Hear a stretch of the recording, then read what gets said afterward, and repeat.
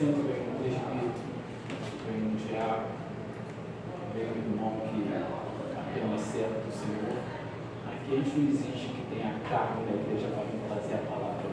Que traga a palavra de Deus, né? A gente não tem instituições, não, só pode vir aqui falar se for um pastor. Não. O Edson já veio e trouxe uma palavra, né? Amanhã, o seu Roberto, não, o Hélio, né? Então aqui a gente fala que ela está sempre em treinamento. Aqui a gente fica à vontade, né, Mário? Aqui nós ficamos à vontade, né? O Mário é nosso conselheiro, né? Da nossa UPH, né? Ele também vai falar aqui, né? Que tem uma parte que ele fala aqui, eu vou chamar, né? Tá? Então nós vamos dar início, viu, Will? Porque o nosso tempo é corrido, hoje temos eleições, né? Eu também estou de plantão, você sabe aí que é um corre-corre, todos nós. Tá? Então, eu quero dar a saudação a cada um dos nossos irmãos cristãos. Seja bem-vindo, né? À casa do Senhor, a gente chama a sala, né? Do presbítero Miguel dos Santos, né? Foi um saudoso presbítero, muito querido e amado, e tivemos o privilégio de escolher uma placa de pôr essa placa aqui, essa homenagem a ele e à família, né? Então fica o presbítero Miguel dos Santos, né? Um homem muito amado, né? Muito querido aqui pelos nossos irmãos, tá?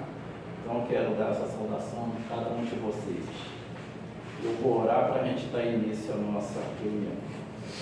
Senhor nosso Deus e Pai, graças te damos, ó Pai. Sou grato, Senhor, ó Pai, por essa oportunidade, mais uma vez dessa reunião, nossos irmãos, os novos chegando hoje para conhecer, ó Pai, que o Senhor possa falar aos nossos corações, através também do pregador desta noite também, ó Pai. Sim, eles vão ficar também sabendo como funciona, Pai, a sala do OPH. Porque essa sala, além dela ser uma sala de treinamento, mas ela aqui fala a verdade, ó Pai. Abençoa Deus, aqueles também que estão para chegar, ó Pai, que nós possamos fazer aqui o melhor para o Senhor, como sempre nós fazemos nesses longos dos 60 e poucos anos aqui neste lugar, Pai.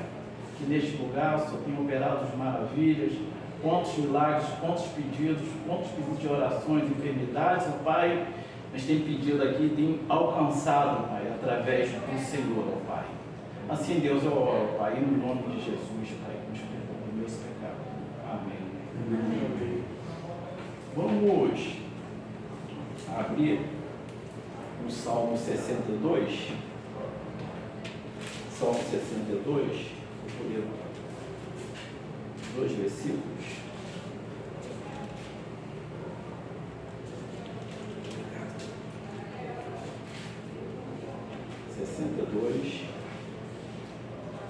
Vamos ler 1 e o 2.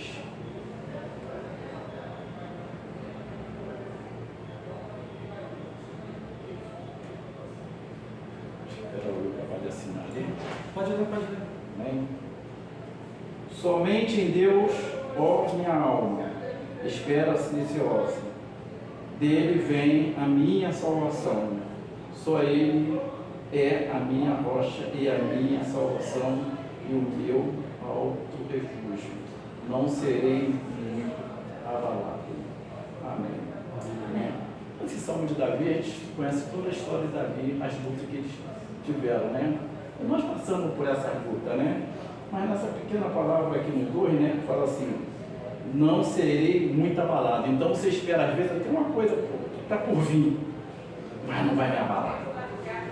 Né? Eu vou fazer uma oração do coração, eu falei, mas não vai me abalar. Vai correr tudo bem em nome de Jesus.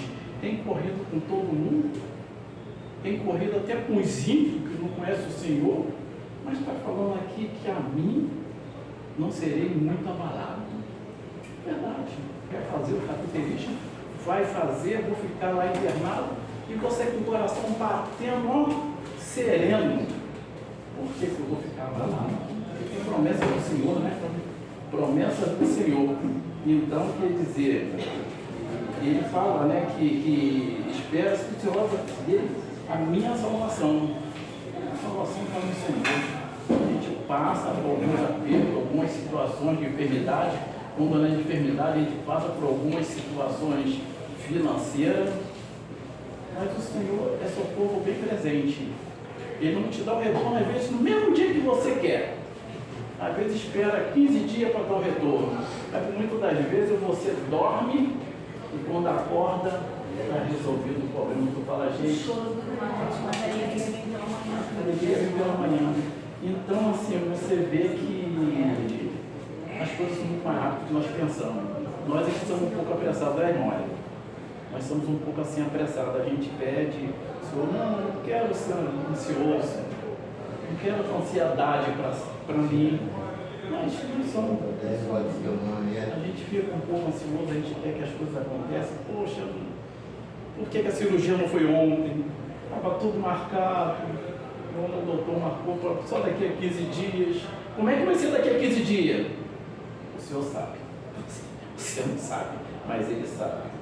Então, esse salmo fala muito, né, disso na nossa vida, na nossa alma, né? Que é para que só Ele é a minha rocha, que é o Senhor. Né? Então, que a gente possa se aquietar o nosso coração e deixar Ele agir na nossa vida. E o melhor, Ele fará. Ele faz na vida do ímpio, porque não conhece Ele. Nem conhece Ele. Ele vai lá, opera, entendeu? E Ele me agradece, Ele sai direto, Ele nem olha para trás, quem foi que abençoou? Imagina nós que olhamos assim, muito obrigado. Somos gratos. A gente tem visto isso, né? Essas infinitas misericórdias nas nossas vidas e nas vidas de muitos. Nessa sala, como eu falei no testemunho aqui, do meu filho aqui, neste lugar, isso aqui é do lado de cá, ó, nesse lado aqui. Eu estava mirando lá quando eu faço o pedido para o meu filho, que eu achei que a Espanha era muito longe, Ilhas das Canárias era muito longe. Foi resolvido com 2h30. Eu falei, amor do Senhor, ele vai lá, ele vem cá, ele faz o que quer, né? Foi resolvido num instante. Eu tinha a resposta quando já cheguei em casa. Eu falei, gente, eu pensei que ia demorar. Eu já tinha a resposta na mesma hora. Eu falei, gente, no meu tempo nem chegou da igreja. Na linha vermelha mesmo eu recebi a resposta, mas é assim que Deus age, né? Eu estava tanto com meu filho. Agora já tem até avião para voltar, gente, é rápido. Foi rápido. Eu estava pensando no dinheiro. Gente, já está tudo resolvido, entendendo? Saudoso José Teodoro, diácono, aqui, cunhado do presbítero Carlinho. Diácono Teodoro, chegou a falar nele, é um saudoso diácono. Não, meu irmão, fica tranquilo, eu tenho 2 primos lá na Espanha, eu sou espanhol. Já vou falar com ele, vai pegar já um avião para ele das Canárias, entendendo? O cara vai tirar teu filho de lá e amanhã já está chegando no Brasil. Fica tranquilo, fica tranquilo. Então, Deus age dessa maneira. Usa os instrumentos deles, homens e mulheres. Tem meu externo lá embaixo, eu falo com eles e dou um recado. Tá? Então, quero assim deixar essa breve palavra, esse pequeno testemunho. Eu não tive a oportunidade ainda de trazer esse garoto aqui hoje. Mas ele vai vir para a honra e glória do Senhor. Vocês vão ver o tamanho do homem que é e que grande empresário é. O que ele passou e o que ele é hoje. Ele tem uma empresa de turismo, né? E então, ele fala, pai, eu viajo muitas vezes, eu conduzo a minha empresa agora. Eu conduzo. Aqui, meu filho. A chave está na gaveta. Eu conduzo a minha empresa de onde eu estiver, pai. Se está nos Estados Unidos, posso ficar no México, que eu controlo tudo de lá, vendo as minhas passagens como estivesse aqui no Brasil. Mas eu falei com ele, uma hora eu vou te levar na igreja, que eu falo sempre de você, aí vai conhecer o homem que é sempre grandão, né? Mas esse é um breve testemunho do meu filho Rafael. Vamos abrir o hino 334, esse hino, ontem à noite, né? O Senhor falou muito no meu coração desse hino, né? Que o O nosso trabalho. Tudo bem. O meu trabalho,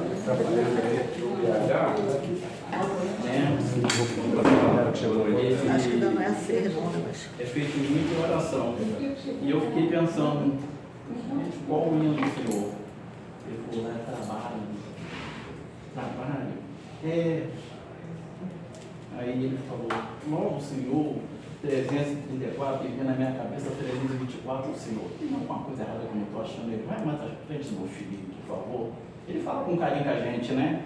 E falou do hino 334. A Beth falou assim, ou você é doido, que Deus não é não. Eu falei assim, eu também não sou não, Beth. Mas já tinha falado, Deus, não foi uma cópia não, né? Foi sem a Bíblia na mão, e ele falou, e eu entendi até 324, na verdade, né? Então é um hino muito antigo, foi época dos crentes, de 50, 70 anos atrás, mas eu vi que é um hino antigo, que é o hino 334, que fala da conversão, né? Então vamos louvar ele? Em cegueira andei e perdido vaguei, longe, longe do meu Salvador, mas da glória desceu, o seu sangue verteu e salvou este pobre pecador. Foi na cruz que um dia eu vi meus pecados castigados em Jesus. Foi ali pela fé que meus olhos abri e agora me alegro em sua luz. Já ouvia falar dessa graça sem par que do céu trouxe Cristo Jesus, mas eu surdo me fiz, converter-me não quis ao Senhor que por mim morreu na cruz.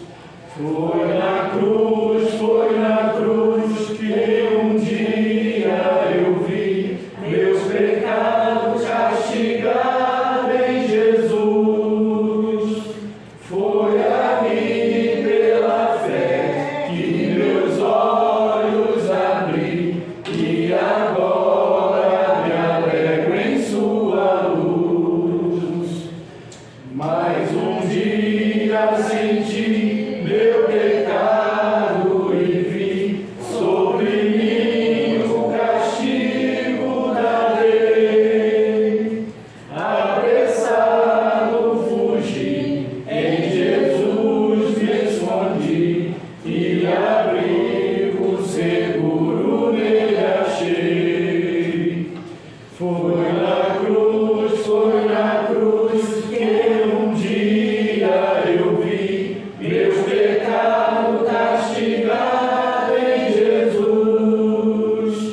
Foi ali pela fé que meus olhos abri e agora me alegro em sua luz. Que ditoso então foi ao meu coração conhecer o excelso amor que levou meu Jesus a sofrer lá na cruz e salvar este pobre pecador. Foi na cruz que um dia eu vi meus pecados castigados em Jesus. Foi ali pela fé que meus olhos abri e agora me alegro em sua luz. Amém. Então esse hino vai me lembrar muitas coisas na minha vida. Recentemente chamou muito ao meu coração esse hino, né? Porque às vezes estamos passando por muitas lutas e a gente acha que aquilo não vai ter volta, né? E a gente recentemente tem um irmão aqui, que nós fizemos na casa dele, ele chegou a ver essa pessoa, e um rapaz, pregador da palavra, evangelista, um homem muito caprichoso nos seus afazeres, e de repente ele me cai nas drogas. Às vezes a gente não sabe por que caiu nas drogas, a gente fala, poxa, mas o pregador se caiu nas drogas, e depois quando você vai vendo que você pega aquela pessoa, Deus te usa, você pega dali, coloca ele lá no desafio jovem, entendendo? Para poder se recuperar. Vamos para o desafio jovem. E às vezes nós não entendemos por que Deus faz isso. Por que tira o cara que está lá pregando a palavra de Deus e ele vai lá com a moto vender droga, usar droga. E nós não entendemos isso, nunca vamos entender. De repente o homem surge do nada lá para 47 homens pregando a palavra de Deus e vai ter que engolir muito sapo, viu, meu? Porque são 9 meses lá de castigo. 9 meses pregando a palavra de Deus lá para o pessoal. Professor, pastor, não, está lá fazendo devocional, já conhece o manuseio da palavra, não é? Já conhece. Quanto tempo nós ficamos de hora lá e orava todo dia na hora do almoço a gente orava, né? Agora ele está lá. Chama o seu Alecrim, a dona Bebete, chama a Beth de dona Bebete, para ver o que eu estou fazendo aqui neste lugar. Então eu quero ver como é que Deus faz, né? Ele vai lá. A gente pensa, não vai fazer uma ruaça, você não sabe de nada, irmão, cala a boca, né? Mesmo assim você lá na rua. Fala, né? Cala a boca, você não sabe de nada. Deixa Deus agir. Ele precisa ganhar a alma daquele do lado de lá. Ele usou ali mostrar para ele como é que funciona o mundo. Para chegar lá, né? Agora está lá. Eles tinham um problema de mandar pastor para lá, então agora chegou um. Né, seminarista está lá, pregando a palavra de Deus. Eu não só isso aqui. Depois de eu saber toda essa história, quando bater para o outro lado do Hélio lá, aí você vai ver, eu tenho que vir aqui, a dona Bebete para ver aqui, né? Então, quer dizer, o cara lá em recuperação, graças a Deus, tá? Eu quero chamar aqui à frente o nosso presbítero Mário Sérgio, ele é o nosso conselheiro, né? Que também nos ensina, nos explica também as coisas que acontecem conosco e naquilo que pode ajudar a nosso PH. Por favor, conselheiro presbítero Mário Sérgio. Fique à vontade.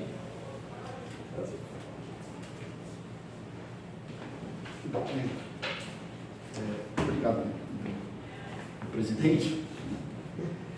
Meus irmãos, nós estamos encerrando o ano com muita alegria.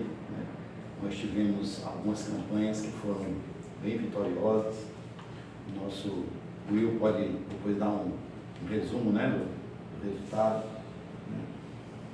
E nós temos muito a agradecer a Deus, né, enquanto PH. Eu não sei se ano que vem eu vou continuar sendo conselheiro, né, mas seja de uma forma, seja de outra, nós estaremos aqui.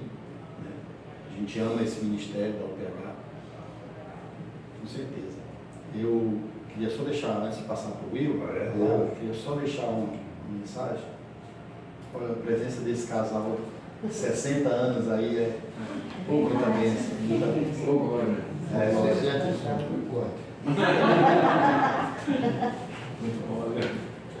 Eu só deixar uma pequena palavra, justamente falando de pequenez.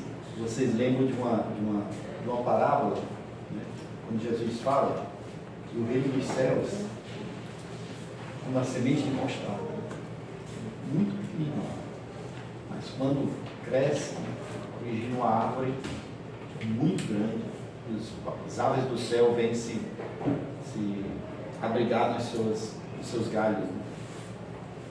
E uma forma que eu gosto de interpretar essa passagem também é que é o seguinte: muitas vezes o nosso dia a dia, né, aquilo que a gente valoriza, aquilo que nos orienta, aquilo que são nossas crenças, aquilo que nos dirige, os pensamentos, os atos, as decisões, muitas vezes são trazidos da infância, trazidos ou aprendidos ao longo do caminho da vida.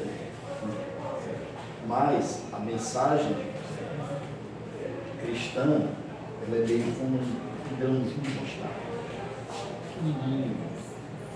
Está na palavra, está falada em toda a mídia, mas no meio da multidão de informações, ela é pequenininha.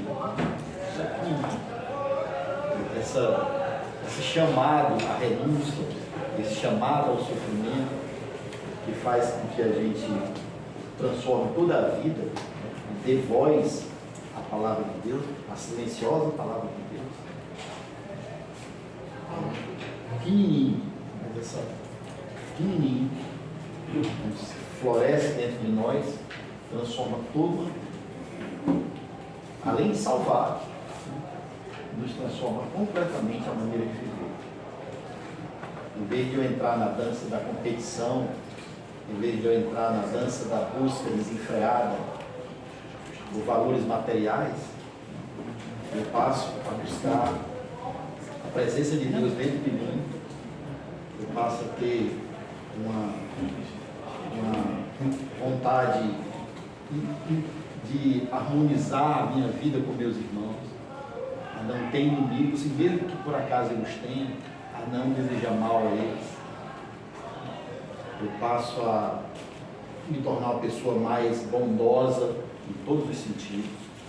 Quando eu estiver interagindo com pessoas na rua, quando eu estiver sendo atendido no mercado, na farmácia, no caixa, eu vou ser muito mais tolerante, vou ser muito mais respeitoso, eu vou estar muito mais preocupado em não ferir aquela pessoa com quem eu estou interagindo.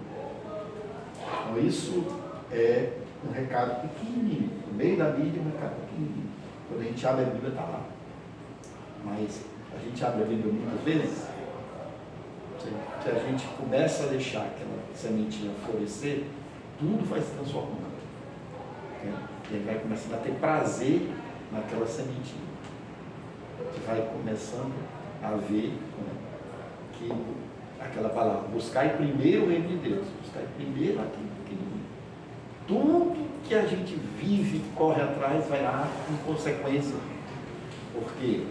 Porque aquela sementinha que às vezes ninguém dá valor, ou pouca gente dá valor, é a semente de Deus. É o reino. E lá fora tem um monte de coisa para distrair. Beleza.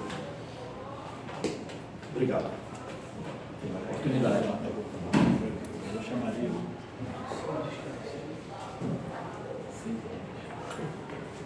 Você vai falar alguma coisa? Eu vou chamar.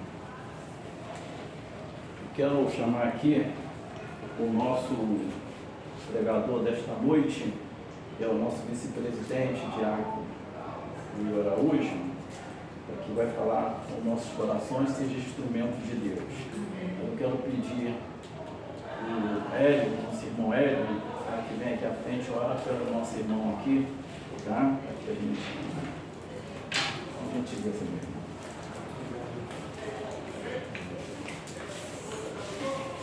Senhor nosso Deus, Pai querido, ó Deus, aqui nós estamos por essa oportunidade, Senhor, que Tu nos concede, ó Deus, que tenha sido um encontro marcado contigo, Senhor, nessa tarde, ó Deus, e não seja somente pela vontade do nosso coração de estar em comunhão com os irmãos, ó Senhor, mas que a gente receba de Ti, Senhor, aquilo que nosso coração, Senhor, ó Deus, precisa nessa tarde. Senhor, que a gente possa olhar para dentro de si, Senhor, e perceber, Senhor, que vem de Ti, Senhor, o que nós precisamos. Ó Deus, queremos nesse momento, Senhor, pedir, Senhor, pela vida do Will, ó Senhor, da sua família, Senhor. Ó Deus, que aquelas horas, Senhor, que ele, ó Deus, estava ali, Senhor, preocupado, Senhor, orando e te pedindo, Senhor, que Tu lhe iluminasse, Senhor, lhe desse, Senhor, da Tua unção, Senhor, para falar conosco, Senhor, que o coração dele, Senhor, que já se alegrou em Ti, Senhor, ouvindo a Tua voz, Senhor, também nesta tarde, Senhor, confirme a Tua palavra nos nossos corações. Ó Deus, abençoe ele, a sua família. Nós pedimos em nome de Jesus nessa tarde. Amém. Amém. Obrigado. Boa tarde a todos. Queria manifestar antes de falar qualquer coisa, porque estou muito feliz de ver essa sala cheia. Realmente, eu acho que eu nunca vi essa sala tão cheia quanto a hoje, né? Aqui no livro de presença, para vocês terem uma ideia, 17 assinaturas, faltando o Marco, que ainda vai assinar ali, vão completar 18 assinaturas, né? No mês passado nós tivemos a nossa Assembleia Geral e teve só 13 assinaturas. Então está superando até a Assembleia. Então, aqui, meu irmão. Tudo bem, querido? Peço aos irmãos que tenham um pouco de paciência comigo, né? Na minha maneira de falar. Eu confesso para algumas pessoas, quando eu tenho oportunidade, de que eu não sou uma pessoa muito dada a fazer sermões, né? Apesar de ter feito teologia. Então, a minha maneira de pregar, vamos dizer assim, ela se assemelha mais a um estudo bíblico, né? Ela não tem muito aquela cara de pregação quando a gente vê os pastores falando lá na frente. Então, meus irmãos,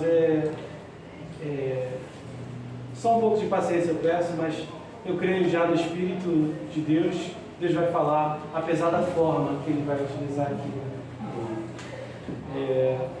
Deus tem muito abençoado a minha vida com os estudos bíblicos, né?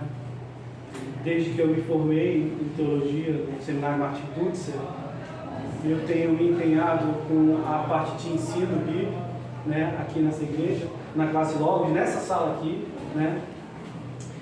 E eu tenho sentido, claro que eu não posso falar por outras pessoas, mas que Deus tem me feito experimentar um pouco de crescimento, né?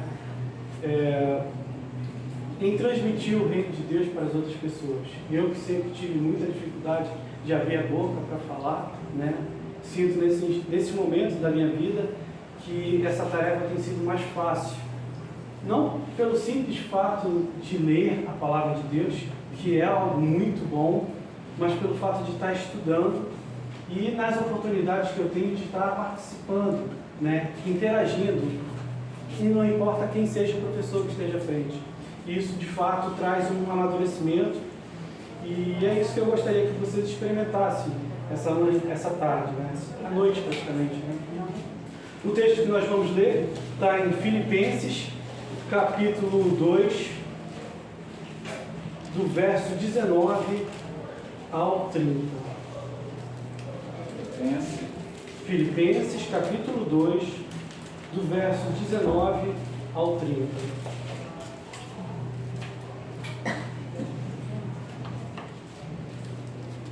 Filipenses 2, do 19 ao 20.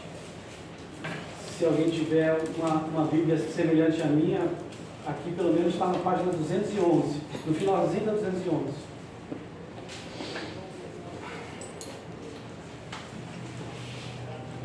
O título do texto, desse texto que a gente vai ler, é Paulo e os seus companheiros, Timóteo e Epafrodito.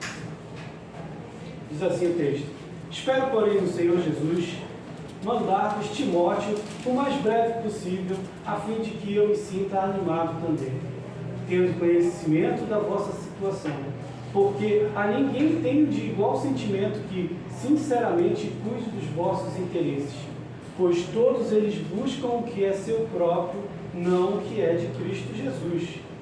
E conheceis o seu caráter provado, pois serviu ao Evangelho junto comigo, como filho ao Pai.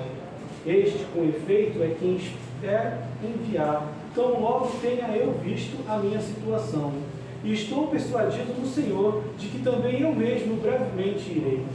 Julguei, todavia, necessário mandar até vós, Epafrodito, por um lado, meu irmão cooperador e companheiro de lutas, e por outro, vosso mensageiro e vosso auxiliar nas minhas necessidades, visto que ele tinha saudade de todos vós e estava angustiado, porque ouvistes que adoeceu. Com efeito, adoeceu mortalmente. Deus, porém, se compadeceu dele, e não somente dele, mas também de mim, para que eu não tivesse tristeza sobre tristeza. Por isso, tanto mais me apresso em mandá-lo, para que, vendo-o novamente, vos alegreis, e eu tenha menos tristeza. Recebei-o, pois, do Senhor com toda a alegria, e honrai sempre a homens como esse, visto que, por causa da obra de Cristo, chegou ele às portas da morte e se dispôs a dar a própria vida para suprir a vossa carência de socorro para comigo. Amém. Meus irmãos, esse texto, ele fala umas coisas assim muito importantes a respeito do que, inclusive nós estamos estudando na escola dominical, os servos consagrados do nosso Senhor Jesus Cristo. Nós estivemos falando essa manhã, né, sobre esse tema, e o que seria de fato o servo consagrado? O que é essa palavra, né, consagrar? Embora a gente faça uma ideia, consagrado, quando nós dizemos que algo ou alguém é consagrado, nós dizemos que essa pessoa ela é dedicada, ela é oferecida a Deus. Né? Quando alguém é consagrado a Deus, essa pessoa é dedicada e oferecida a Deus. E a proposta desse estudo, né, é falar a respeito desses três homens: Paulo, Timóteo e Epafrodito. Que nós entendemos eles como servos dedicados a Deus, consagrados a esse Deus, e que têm uma vida não comum, completamente fora do comum, né? Quando a gente diz que alguma coisa é oferecida a algum determinado ídolo, como algumas pessoas de outras religiões fazem, né? É algo que é tirado do uso comum e indo para um uso específico, né? Então, se por um acaso é algo que a gente entende como um objeto que tem uma utilidade visível, quando ele vai ser oferecido, ele passa a não ser mais apenas esse objeto e passa a ter um caráter a mais, né? E assim são esses homens de Deus. Falar de Paulo é muito fácil, né? Acho que toda a igreja entende muito bem aquilo que a grandiosidade desse homem, né, para a igreja. Os escritos de Paulo, eles estão intimamente ligados com o crescimento da igreja, né, a partir da ascensão de Jesus Cristo.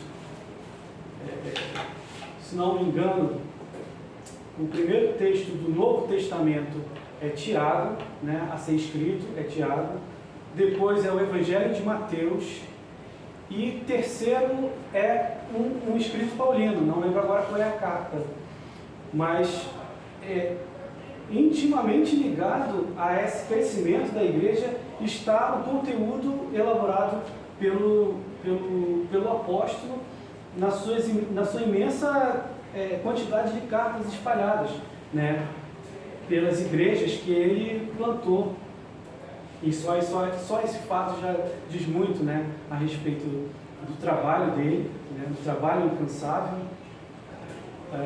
porque Paulo ele era responsável por, no mínimo, 3 coisas: pregação do Evangelho, a plantação de igrejas e preparação de líderes. Né? Esses são os 3 aspectos que Paulo tem muito nítido de ver nos escritos de Paulo, né?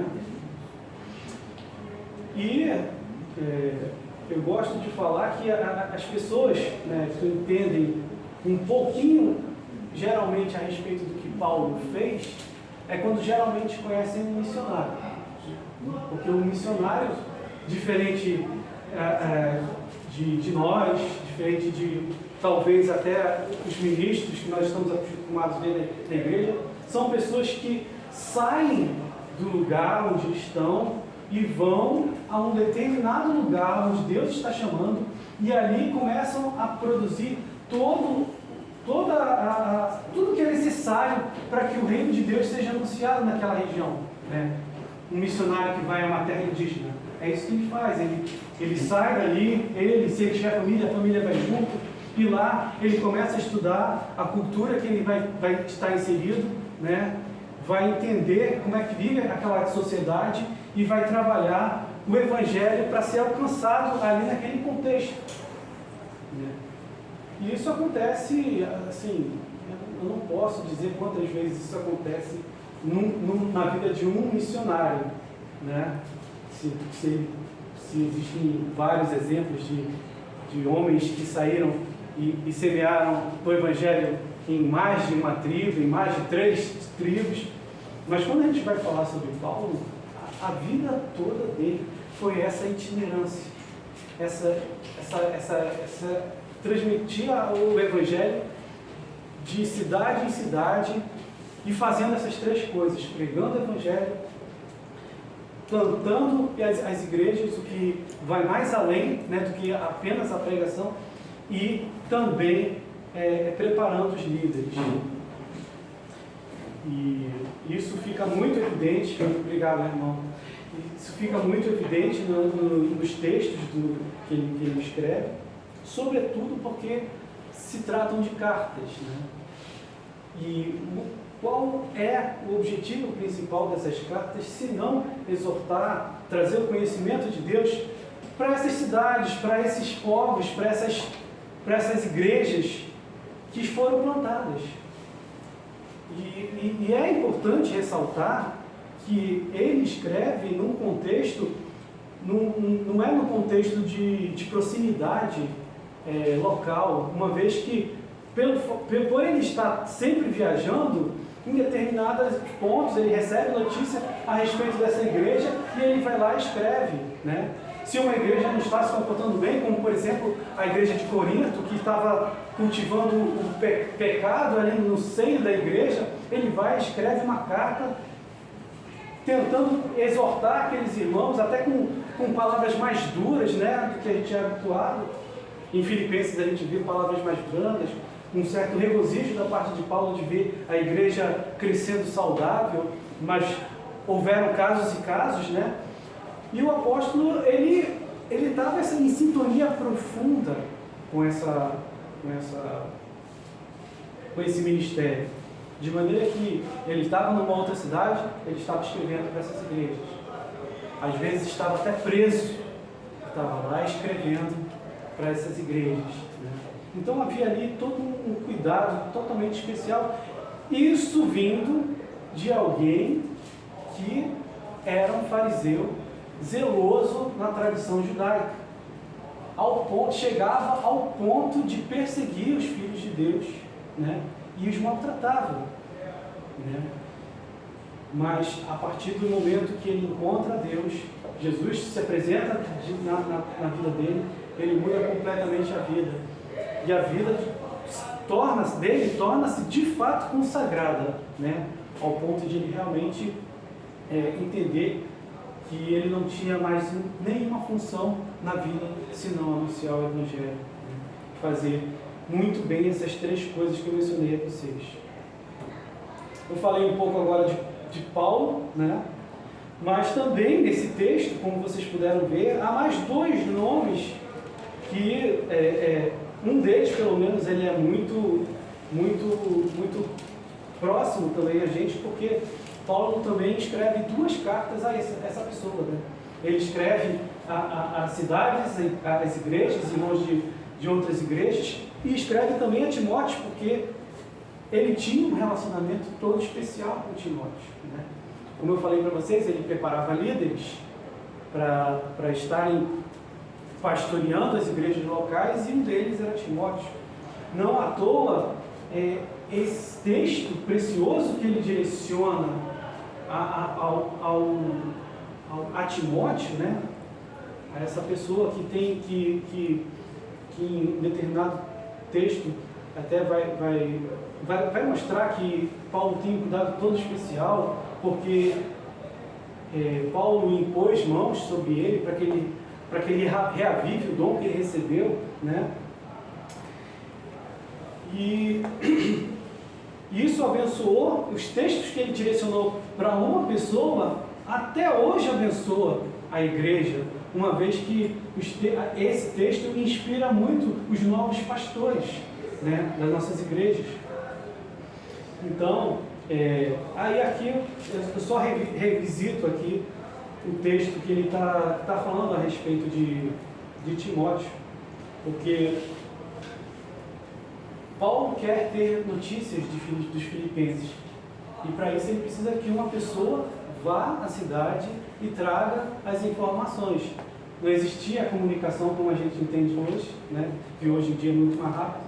Para isso a gente precisava realmente, naquela época, as pessoas precisavam que alguém fosse lá visitar e depois trouxesse notícias. Essa era a maneira que eles entendiam, né? Isso poderia durar meses, né? Nesse processo. E tal carinho Paulo tinha por essa comunidade, pela importância de ter essas informações dos filipenses, que ele não incumbiu a tarefa a uma outra pessoa. E isso fica muito notório nos versículos 20 a 23. Eu vou reler esses 3 versículos. Olha só o que Paulo fala a respeito de Timóteo. Porque ninguém tem de igual sentimento que sinceramente cuide dos vossos interesses, pois todos eles buscam o que é seu próprio, não o que é de Cristo Jesus. Está mostrando que Paulo tinha em Timóteo tão alta conta que superava até outros companheiros de luta, né? Ele fez questão de pontuar isso, né, para os filipenses.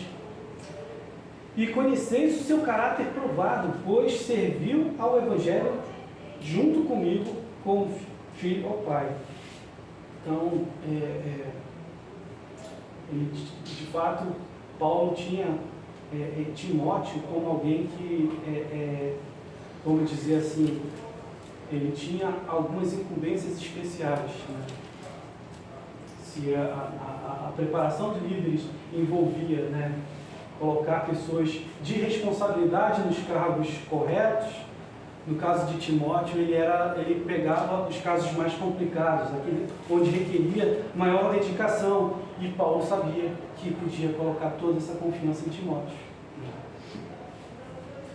E um outro nome que aparece nesse texto, né, Timóteo é muito conhecido, né, nas Escrituras, vários textos de Paulo citam, né, aparece um tal de Epafrodito, que esse não é mencionado muito nas Escrituras.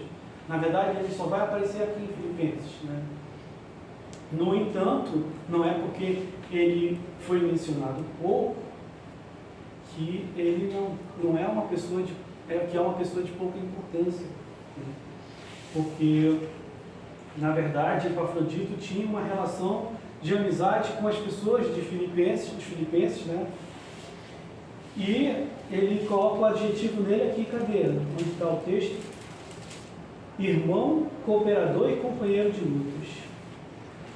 Isso tanto da parte de Paulo quanto da parte dos filipenses. O texto vai dizer isso. E também vai mencionar que Epafrodito ele foi acometido de uma doença grave, uma doença que foi mortal, na verdade, né? Ele foi acometido dessa doença e os filipenses ficaram sabendo disso. E por ele saber que os filipenses tinham descoberto, né, que ele estava nessa situação, ele começou a se agitar no seu espírito, porque ele achou que a igreja estivesse preocupada demais com a sua saúde. Então Paulo menciona aqui que Epafrodito quer muito ver os filipenses para poder consolar eles, né? Mesmo que ele tivesse passado por toda essa situação que justificasse, né, o fato de ele não ter tido a oportunidade de visitá-los. E lá no final vai dizer, né, recebei-os, pois, do Senhor com toda alegria e honrai sempre a homens como esse, visto que, por causa da obra de Cristo, chegou ele às portas da morte e se dispôs a dar a própria vida para suprir a vossa carência de socorro para comigo. Os servos consagrados, eles não são mais uma multidão. Eles, de fato, entendem a seriedade do trabalho para o reino de Deus. A proposta desse estudo a gente entender o porquê que nós precisamos buscar essas características que esses homens tinham, né? E não sermos tanto como a gente costuma ser. Eu não sei como você lida com quando você vê pessoas como Paulo, Timóteo, Epafrodito, outras pessoas que até a gente conhece na igreja, e não sintam um constrangimento quando se assemelha, quando a gente vê as ações dessas pessoas e vemos as nossas próprias, né? Aquele constrangimento de dizer, por que eu não consigo ser assim? Por que eu não tenho essas qualidades? Por que é tão difícil para mim ter essa dedicação, ser esse alguém dedicado à obra de Deus, né? E é por isso que eu vou pontuar agora, né, mediante a esse breve resumo que eu fiz das Escrituras, 4 detalhes que esses servos consagrados têm, de que fazem toda a diferença para ser, né, como servos consagrados. Aqui, vou utilizar aqui como a nossa revista, né? Primeiro ele vai falar que os servos consagrados são sensíveis, né? A gente precisa ter muita atenção nesse uso desse sensível, né?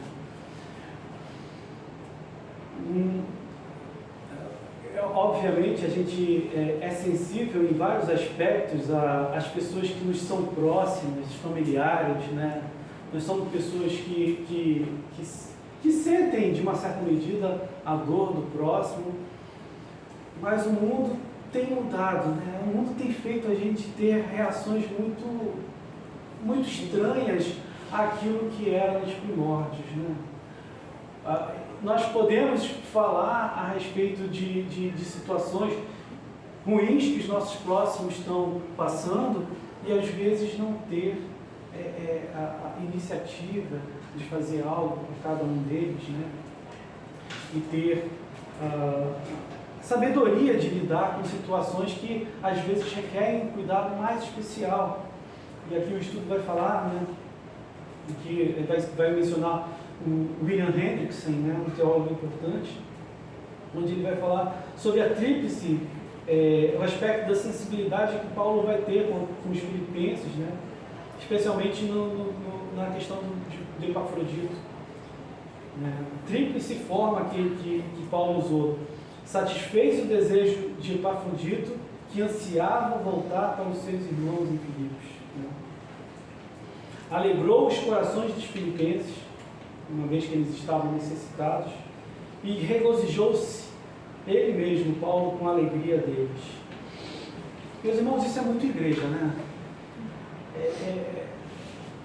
Eu sei que todo mundo tem algum conceito de igreja que eu dou graças a Deus, porque aqui na igreja, aqui nessa sociedade, eu consigo enxergar a igreja de Deus assim, algo do tipo, a alegria do meu irmão é a minha alegria também, e a alegria e a tristeza do meu irmão também é a minha tristeza. Mas nem sempre a gente está assim, sabe? Nem sempre a gente está assim. Às vezes o pecado mesmo que habita em nosso coração, ele nos distancia dessa sensibilidade, da sensibilidade que nós precisamos ter, aqueles que estão caminhando conosco. Não é pessoas estranhas, não. Pessoas que estão na rua. A gente precisa realmente ter sensibilidade por essas pessoas, mas às vezes a gente não demonstra para os nossos próprios irmãos, né? E é muito caro, né, ao nosso estudo aqui, entendermos que há preocupação de plantar a igreja e saber como estão os irmãos, mas também há preocupação, né, com os dilemas pessoais de cada um. E é por isso que Paulo não abre mão de também enviar para Afrodito, porque, não, meu irmão, você vai participar disso porque você está angustiado, então vá também fazer parte disso. Então, meus irmãos, esse foi o primeiro aspecto que o estudo está mostrando a respeito de como devem ser os servos consagrados. O segundo aspecto diz respeito ao caráter, e aqui eu releio também, né? Cadê que não está? no versículo 20 também, porque a ninguém tem de igual sentimento que sinceramente cuide de vossos interesses. No versículo 22, na verdade. E conheceis o seu caráter provado, pois serviu o Evangelho junto comigo, como filho ao Pai. Meus irmãos, trabalhar em sociedade interna é um pouco aquele trabalho de paciência, né? Eu acho assim que a gente sempre há uma expectativa a respeito de, colocando somente um exemplo da UPH aqui para ficar muito bem definido, expectativa de como deve ser a postura do homem dentro da igreja, né? Como deve ser um homem cristão e a sua edificação do povo, né? E isso às vezes fica aqui, né? Isso, eu não estou falando isso por ver pessoas, eu não estou falando isso por pensando em determinadas pessoas, eu digo isso olhando para mim mesmo, né? E o quanto esse aspecto do caráter ele é importante para que a gente busque. Eu sou muito grato a Deus por hoje o Adeclen está na presidência, né, da UPH, mas ele também estava na presidência quando eu entrei aqui, né? E eu sempre admirei esse homem pelo fato de ele ter uma paciência muito grande com aqueles que ainda não atingiram esse caráter, sabe? Então ele, quer dizer, teve paciência comigo, inclusive, né? Enquanto eu ainda não cheguei a esse aspecto de um servo consagrado a Deus. Mas a gente vai caminhando junto, e a gente vai, né, desenvolvendo esse aspecto que tão é importante para a distinção entre as responsabilidades, né? Pelo fato de Timóteo ter esse caráter provado, ele está apto a exercer esse trabalho mais complicado, essa tarefa mais difícil. Eu não vou botar esse trabalho na mão de alguém que ainda não chegou lá, né? Ele tinha esse senso de responsabilidade. Era uma tarefa que necessitava de alguém que não ia dizer que ia fazer e não faz, ou se contradizer, né, em algum aspecto que a pessoa precisava ser pontuado. Então, esse é o segundo aspecto do servo consagrado que o estudo traz para a gente. O terceiro é a respeito da nossa disponibilidade, né? Ele vai falar aqui, cadê? Infelizmente, há muitos que vivem de modo ambicioso e egoísta, buscando somente os seus próprios interesses. Porém, tanto Timóteo quanto Paulo e Epafrodito são exemplos de servos disponíveis para cooperar no serviço cristão de modo humilde, arriscado e altruísta. E uma coisa que precisa ficar claro, especialmente olhando para a vida de Timóteo. Timóteo não tinha problema nenhum em ser uma pessoa em segundo plano. Ele não tinha problema nenhum em ser considerado alguém que não tem a ocupação principal, né? Um texto aqui de um teólogo chamado William Barclay diz: Timóteo é o patrono de todos aqueles que se sentem muito satisfeitos em ocupar o segundo lugar, estando sempre disponível para servir. Você conhece uma pessoa que nunca teve um cargo de uma sociedade interna, mas que você pode contar com ela? Esse é Timóteo. Então, meus irmãos, que a gente possa aprender com essas pequenas ações. Olha só, não era um líder proeminente, não era um Paulo da vida, não era alguém que realmente tinha poder nas mãos, nada disso. Ele era alguém que aceitava a situação de cada e dava sempre conta a fazer o que fosse necessário. E por fim, o último aspecto dos servos consagrados é o fato de ser corajoso, né? Repito aqui mais uma vez o texto, né, do versículo 30, para quem ainda tiver a Bíblia aberta. Visto que por obra de Cristo chegou ele às provas da morte e se dispôs a dar a própria vida para suprir a vossa carência de socorro para comigo. se dispôs a dar a própria vida. Meus irmãos, quando a gente vê textos assim, a gente dá graças a Deus, eu acho que deve agradecer a Deus por isso, sim, né? Pois nós estamos ainda em um tempo de liberdade de expressão do Evangelho. A gente pode, no momento que a gente achar oportuno, pregar na rua, pregar em algum local. Ninguém pode ter até uma animosidade para que as pessoas cheguem para nós e digam que a gente não pode fazer isso, mas você está exercendo uma liberdade ali e a Constituição do nosso país dá esse direito a nós, né? Mas ali na igreja primitiva nós vemos homens que estavam pagando com as suas vidas ao anunciarem do Evangelho e sofrendo perseguições, né?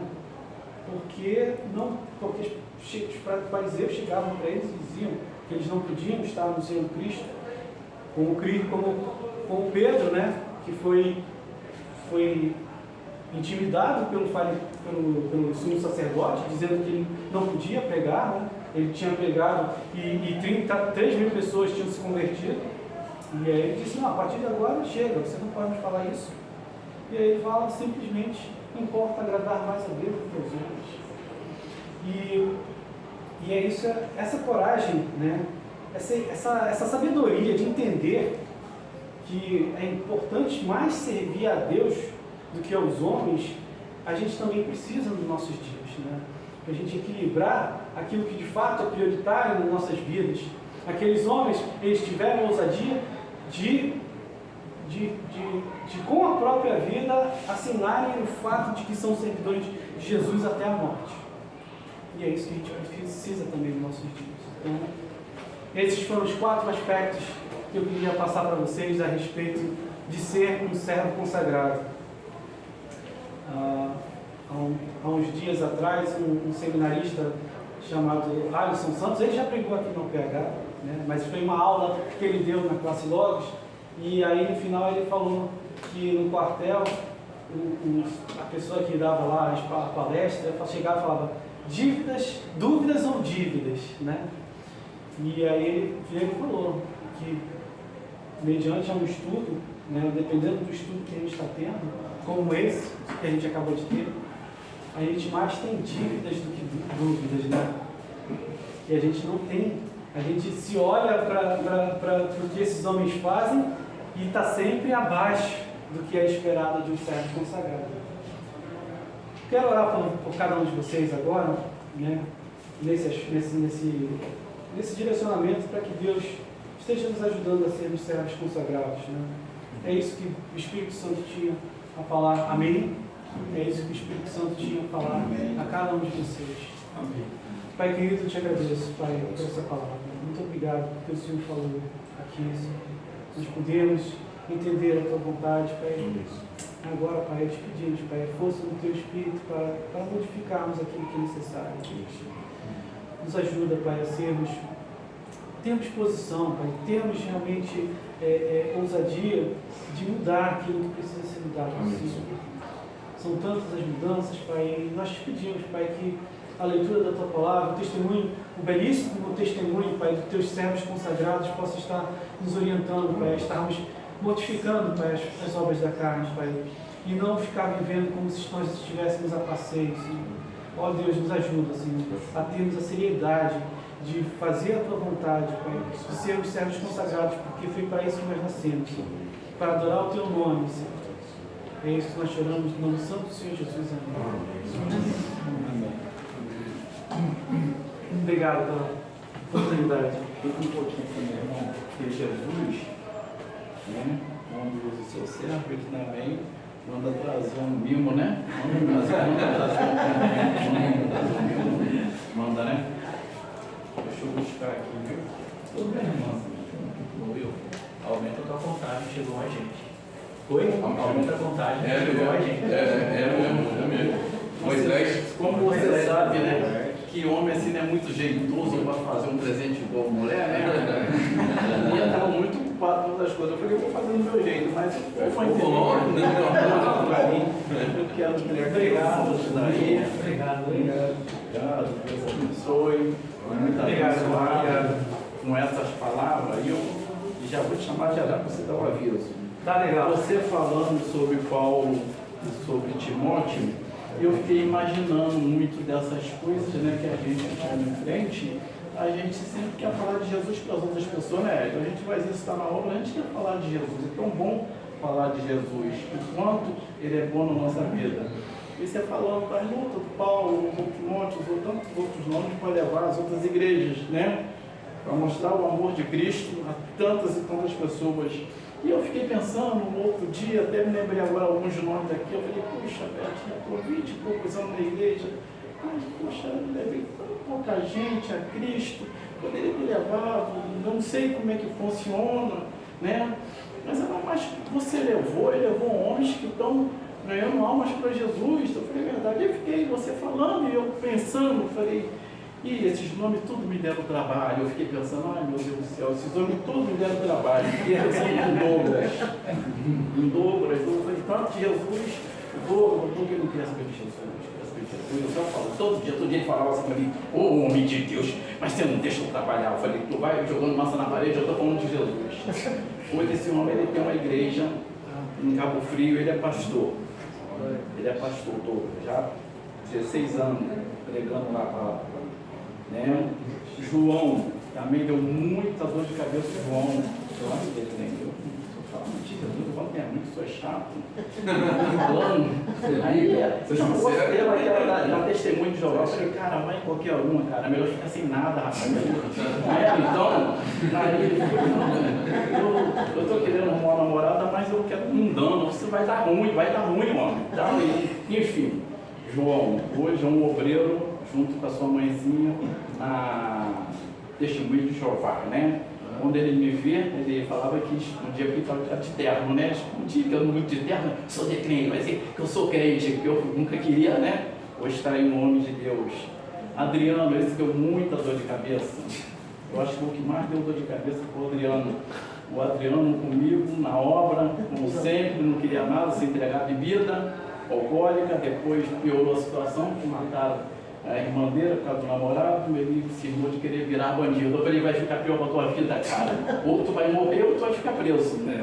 Comecei a falar de Jesus, termina uma tempestade na obra, com martelete, maquita e falando de Jesus para esses homens. Não quero. Hoje é um presbítero, uma igreja lá em Caxias.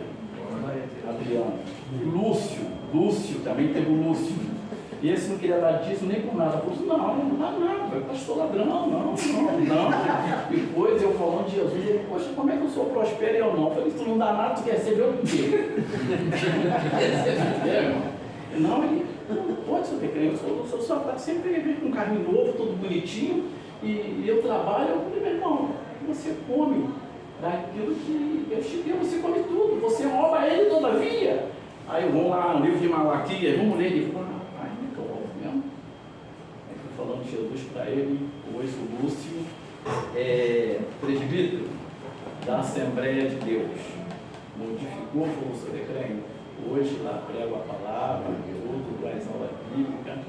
Hoje eu tenho meu trabalho, tenho minha motocazinha. Ainda não comprei o carro do ano igual o senhor, comigo, né? Mas é um profissional e tanto, graças a Deus, nunca teve vício de bebida nenhuma. Mas está aí. E eu falei, Gabriel, mas foram só 4. Aí ela falou, multiplica. Quantos esses homens levou? Quantos o Senhor, né? Então eu fiquei pensando, né? Timóteo, né? A gente é manso, a gente é calmo, né? A gente procura falar, né? Com muita sabedoria, né? Mas a gente sabe que é muito difícil. É muita luta do dia a dia, né? E tem uma irmã aqui na igreja, a Merinha, que fala muito no época, quando alguma coisa te aborrecer, enche a boca de água. Enche a boca de água, você não fala, enche a boca de água. E assim a gente vai aprendendo. Mas a gente aos poucos vai levando. Porque nós somos um grupo que todo mundo são apenas o quê? Serve para servir. Serve apenas para servir. E se a gente fala desse Jesus bom, que a gente quer todo mundo bem, toda a nossa família, a gente quer todo mundo se encontrar lá no céu, não é mesmo? Todo mundo, a gente quer primeiro começar com o nosso aqui da fé, a nossa família todinha, né? mas o Senhor tem nos abençoado, né? Grandemente, graças a Deus, um dia após outro, né? É difícil, a gente é difícil mesmo, né? Deus é bom o tempo todo e nós somos difíceis.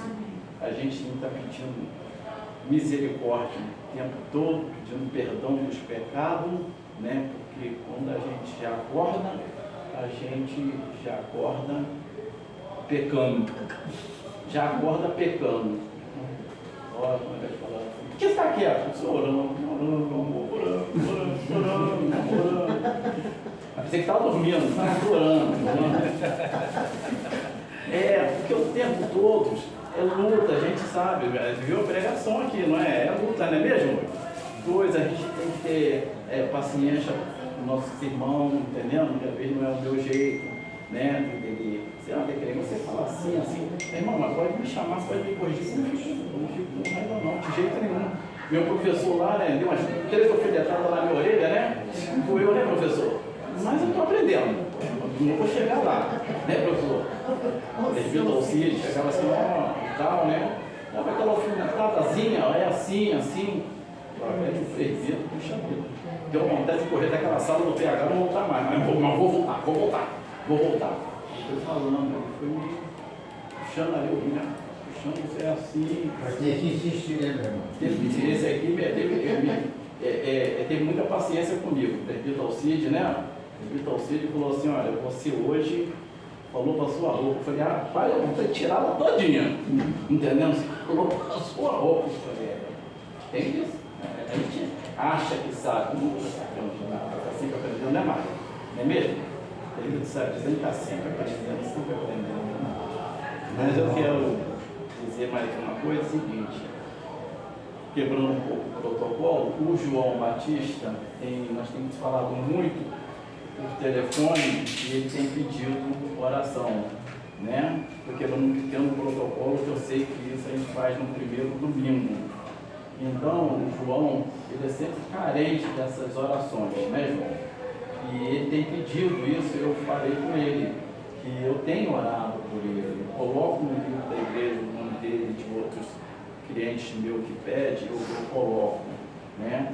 Mas nós devemos, nem que seja 1 ou 2 minutos, dar uma oportunidade de o irmão poder falar, né, a sua dor, o que você precisa, o que você quer falar. Porque por muitas das vezes a gente senta ali e fala: poxa, mas o irmão deixou eu falar 1 minuto. Não, a nossa sala é uma sala de treinamento, a nossa sala é para falar. E eu quero chamar o João aqui na frente, pode vir aqui à frente, meu irmão, tá? E falar aqui os pedidos que você pede, né? E eu sempre falo, né? Às vezes, até no feriado ele liga para mim, eu estou trabalhando, mas eu dou toda a atenção a ele. O coral já está certinho. Aí o João me liga, eu dou toda a atenção a ele, nós temos orado por ele. Vai lá, nós estamos no coral, né? Vai lá. Pode falar.